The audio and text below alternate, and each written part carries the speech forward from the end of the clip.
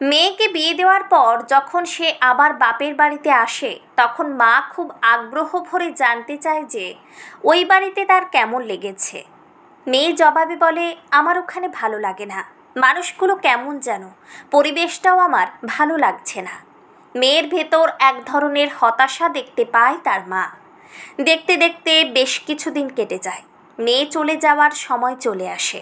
চলে যাওয়ার ঠিক আগের দিন মা তার মেয়েকে নিয়ে রান্নাঘরে প্রবেশ করে। মা হাঁড়িতে জল দেন এবং তা গরম করতে থাকেন।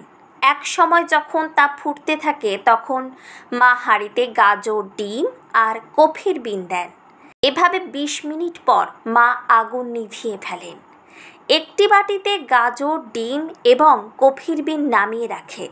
এবার তিনি মেয়েকে উদ্দেশ্য করে বলেন, তুমি এখান থেকে কি বুঝতে পারলে আমাকে বলো।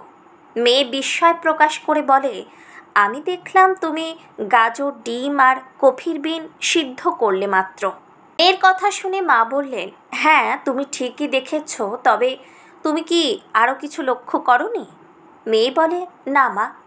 মা বলে, গাজর মোটামুটি শক্ত ধরনের, ডিম খুব হালকা আর কফির বিন খুবই শক্ত।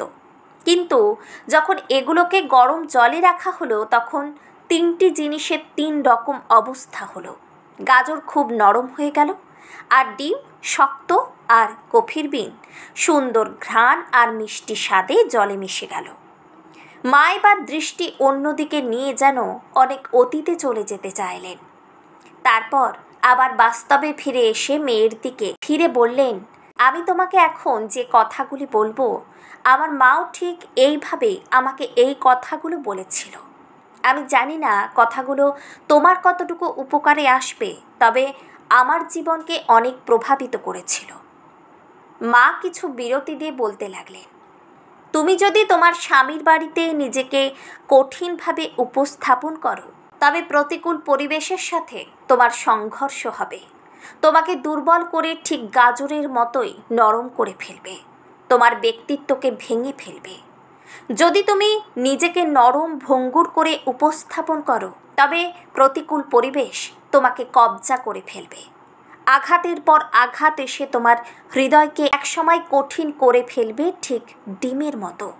কিন্তু তুমি যদি তোমার ভালোবাসা দিয়ে নিজেকে প্রতিকূল পরিবেশের সাথে মিশিয়ে দিয়ে তার অবস্থাকে নিয়ন্ত্রণে নিতে পারো তবে পরিবেশ সুন্দর হয়ে উঠবে, ঠিক যেমন কফির বিন গরম জলের সাথে নিজেকে মিশিয়ে দিয়ে জলকে সুস্বাদু আর চারপাশকে মিষ্টি ঘ্রাণে ভরিয়ে দিয়েছে। পরের দিন যখন মেয়েটি তার স্বামীর বাড়িতে যাচ্ছিল তখন তার ভিতর এক আশ্চর্য ভাব আর এক দৃঢ় প্রত্যয় প্রকাশ পাচ্ছিল।